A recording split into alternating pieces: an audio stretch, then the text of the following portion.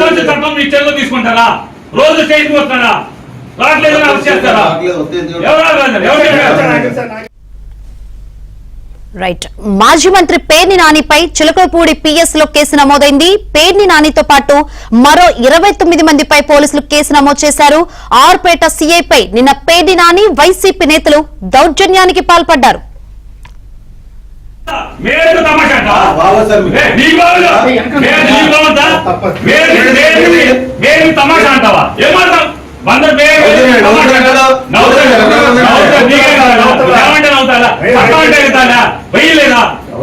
చట్టం మీ చేతిలో తీసుకుంటారా? రోజు స్టేషన్ వస్తారా? రావట్లేదని అరెస్ట్ చేస్తారా?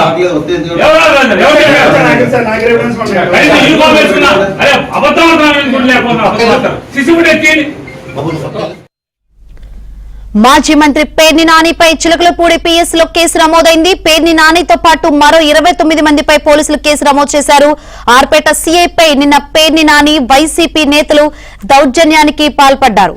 మచిలీపట్నం పిఎస్ లో ఘటనపై ఎస్పీ సీరియస్ అయ్యారు. గతంలో మచిలీపట్నం మెడికల్ కాలేజ్ దగ్గర నిరసనకు వెళ్తున్న వైసీపీ నేతలను అడ్డుకుని పోలీసులు వారిపై కేసు నమోదు చేశారు. ఈ కేసు విచారణ కోసం వైసీపీ నేత సుబ్బన్నను పిఎస్ కు పిలవడంతో ఈ వివాదం జరిగింది. మరిన్ని వివరాలు అందించేందుకు మా ప్రతినిధి ప్రసాద్ సిద్ధంగా ఉన్నారు. ప్రసాద్, పేర్ని నానిపై కేసు నమోదైంది. ఏ సెక్షన్స్ కింద కేసు నమోదు చేశారు? ఏంటి ఎటువంటి యాక్షన్స్ ఉండే అవకాశం ఉంది? మాజీ మంత్రి వైసీపీ నేత పేర్ని నాని వ్యవహారాలపై పోలీసులు తీవ్ర ఆక్షేపణ వ్యక్తం చేస్తా ఉన్నారు. గతంలో ఇటీవల కాలంలో రాష్ట్ర మెడికల్ కాలేజీకి సంబంధించి వైసీపీ రాజకీయ కోణంలో ఆందోళన చూపించింది. అయితే ఎటువంటి అనుమతులు లేవంటూ ముందస్తుగానే రాష్ట్ర డీజీపీ స్వయంగా దీనిపై ప్రకటన కూడా చేశారు. అయినప్పటికీ మచిలీపట్నంలో మెడికల్ కళాశాల వద్ద ఆందోళన చేసేందుకు పేర్ని నాని తన అనుయాయులతో వైసీపీ కార్యకర్తల్ని వెళ్ళడంతో దానిపై అప్పట్లో పోలీసులు అడ్డుకున్నారు.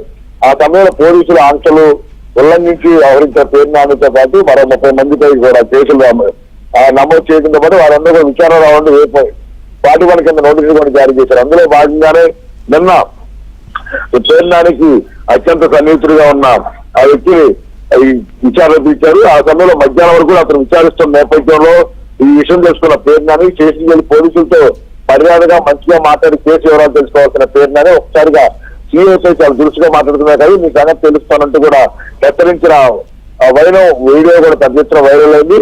దీనిపై జిల్లా ఎస్పీ కూడా తీవ్రంగా స్పందించారు. ముఖ్యంగా నిన్న వెంటనే ఈ ఘటన జరిగిన వెంటనే ఎస్పీ విద్యాసాగర్ కూడా మీడియా ముందుకు వచ్చి పేర్ని నాని ఆటంకం కలిగించేలా వ్యవహరించారు, పోలీసుల్ని బెదిరించేలా వ్యవహరించారు. దీనిపై చట్టపరమైన చర్యలు తీసుకుంటారు కూడా ప్రకటించారు. అందులో భాగంగానే ఈ రోజు పేర్ని నానితో పాటు మరో 29 మందిపై చెగూరు పోలీస్ స్టేషన్ లో దీనిపై కేసు నమోదైంది. ముఖ్యంగా నిన్నైతే సీఐ యేసుబాబుపై దౌర్జన్యంగా వ్యవహరించారు పేర్ని నానితో పాటు. ఆ సమయంలో అక్కడ ఉండి వైసీపీ నాయకులు పేర్ని నానికి వంట పాడిన వారందరూ కూడా కేసులు నమోదు చేశారని చెప్తున్నారు. ముఖ్యంగా పోలీసులకు ఆటంకం కలిగిస్తే వారిపై నాన్ బెయిలబుల్ సెక్షన్ కేసు నమోదు చేసే అవకాశం ఉందని చెప్తున్నారు. ఆ కోణంలో కూడా ఇట్లా ఆలోచన చేసినట్టు కూడా చెప్తా ఉన్న పరిస్థితి. మొత్తం ఈ వ్యవహారంలో నేను పేర్ని నాని చేసిన హడావుడి మాత్రం రాజకీయంగా కూడా చర్చనీయాంశంగా ఉంది. ఇది పోలీసుల తీవ్ర ఆక్షేపణ వ్యక్తం చేస్తున్న పరిస్థితి. ఇటువంటి గతంలో పునరావృతం కాకుండా పోలీసులు విధుల్లో ఏ పార్టీ అధికారంలో ఉన్నప్పుడు కూడా పోలీసులతో విధుల్లో విధులు నిర్వహిస్తారు. అటువంటి వారికి స్టేషన్ లో కూర్చొని రౌడీలాగా ఇష్టానుసారంగా వ్యవహరించిన తీరుపై మాత్రం పోలీసులు సంఘాలు కూడా ఇప్పటికే మండిపడతా ఉన్న పరిస్థితి. మరోసారి ఏ రాజకీయ నాయకులు విధుల్లో ఉన్న పోలీసులపై దౌర్జన్యానికి చెప్పకుండా బెదిరింపులకు పాల్పడకుండా కఠిన చర్యలు తీసుకోవాలని అయితే కోరుతున్న పరిస్థితి కనిపిస్తుంది. ప్రస్తుతం ఈ పేర్ని నానిపై ఎటువంటి చర్యలు తీసుకుంటారు, ఏ చర్చల కింద అరెస్ట్ చేస్తారన్న అంశాలపై న్యాయ నిపుణులతో పోలీసు అధికారులు చర్చించినట్టు సమాచారం. Right, thank you Prasad.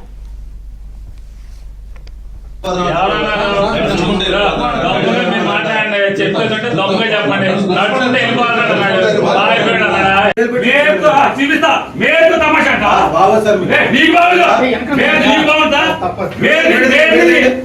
తమాషా అంటావా?